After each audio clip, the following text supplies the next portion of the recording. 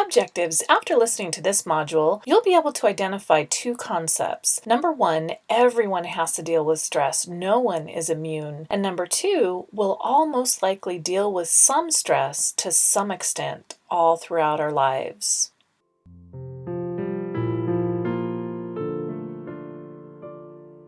Introduction to stress. The famous cartoon cat Garfield says, "In a perfect world, you'd love your job and it would love you back. You'd work 2 weeks and vacation 50.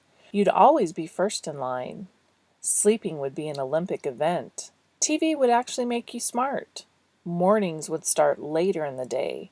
And the cartoon strip ends with, "This is not a perfect world. Quit dreaming and get back to work." We definitely don't live in a perfect world, and things don't always go the way we'd like them to. It's been said that as we grow up, we learn that even the one person that wasn't supposed to ever let you down probably will. You'll have your heart broken probably more than once, and it's harder every time. You'll fight with your best friend. You'll cry because time is passing too fast, and you'll eventually lose someone you love. So take too many pictures, laugh too much, and love like you've never been hurt, because every 60 seconds that you spend upset is a minute of happiness you'll never get back. This is not to say that you should never get upset, which is impossible anyway, and it's good to experience some negative emotions so that you can appreciate the positive emotions.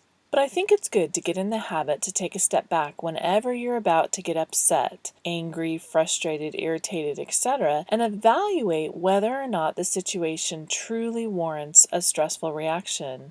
I certainly don't want to be pessimistic, but the fact of the matter is that literally every day from the day you were born until the day that you die, you'll most likely experience some form of stress to some extent. The types of stressors may vary throughout your life. Much of your stress as a college student may pertain to schoolwork and finances. Much of your stress during your career might be dealing with a boss that you don't like, or the pressure of meeting deadlines or meeting quotas. And much of your stress as an elderly person might be dealing with the loss of your spouse, or dealing with health problems. Regardless of the type of stressors that you come across, you will encounter a variety of them to varying degrees all throughout your entire life. Not only will the type of stressors you encounter vary throughout your life, but the amount of stressors and the intensity of those stressors will vary as well. You might experience a when it rains it pours period where tons of things go wrong all at about the same time. Life can be stressful. It doesn't matter where you live, how much money you make, how intelligent you are. Everyone will deal with bumps in the road of life. Some might have more bumps or steeper bumps than others, but one thing is for sure, you can count on those bumps being there. Some bumps in the road might be self-induced, or stress you created yourself, and other bumps were just there, or stress that is completely out of your control.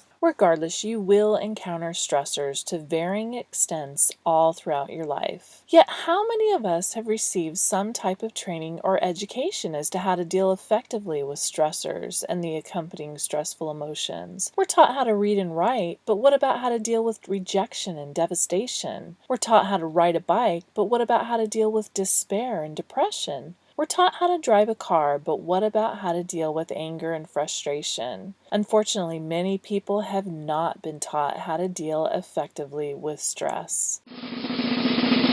Key points. This is definitely not a perfect world in which we live. Because we're all going to encounter a variety of stressors all throughout our life, we need to learn how to effectively handle stress. And that's it.